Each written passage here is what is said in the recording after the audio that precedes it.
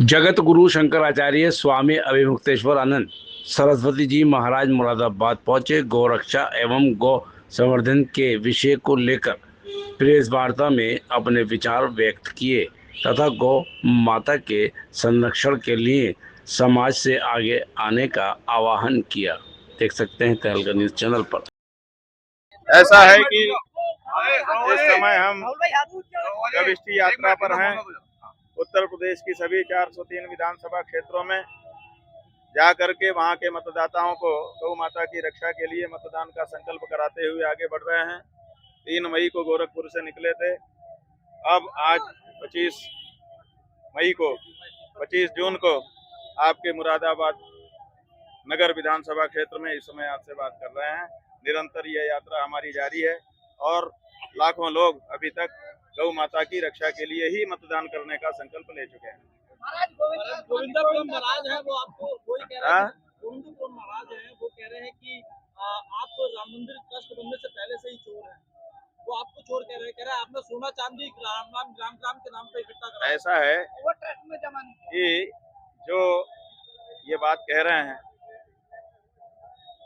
उनको इस बात का प्रमाण देना चाहिए कि हमने किससे लिया और कितना लिया। पहले वो प्रमाण प्रस्तुत करें, उसके बाद आगे बात होगी। ठीक है, बिल्कुल एसआईटी जांच होनी चाहिए और हम उसके लिए तैयार हैं। इसके अलावा राम मंदिर के चंदे को लेकर लगातार विवाद जो खड़ा हो रहा है। हाँ जी, वो कह रहे हैं कि आपने चंदा जो इकट्ठा करा। हमने कोई चंदा इकट्ठा नहीं किया है, क्योंकि हम लोग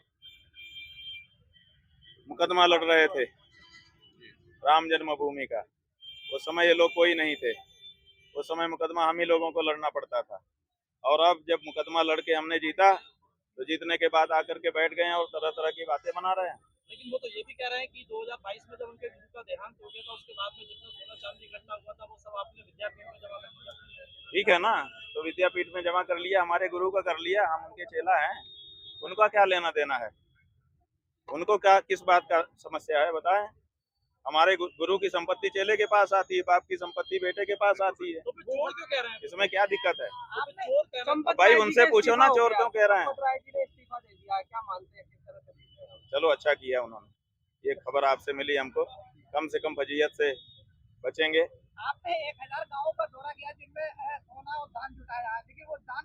अरे भाई कौन कौन से गांव का नाम की सूची तो बताओ। चलो उस गांव में हमारे साथ कैमरा लेके बताएं उस गांव के लोग कि हम आए थे और चंदा हमने लिया था।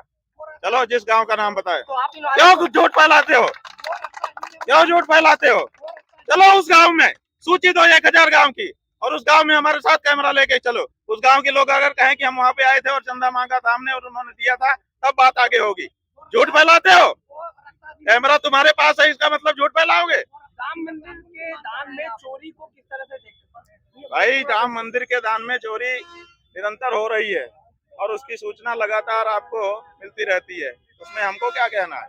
एसआईटी की जांच में भी कई आरोपी आ गए हैं। एसआईटी की जांच जो चल रही है उसको तत्काल रिपोर्ट देनी थी। कहा गया था कि 3 दिन में प्राथमिक रिपोर्ट दे देगी, 7 दिन में रिपोर्ट हो जाएगी, 15 दिन में रिपोर्ट हो जाएगी। अभी तक तो रिपोर्ट कुछ निकल के आई नहीं।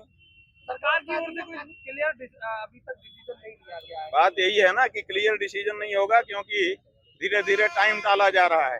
फिर टाइम चलता जाएगा, फिर दूसरा एक कोई घटना घट जाएगी, फिर आप लोग के कैमरे उधर चले जाएंगे, मामला खत्म। यही होता रहा है। हाँ जी,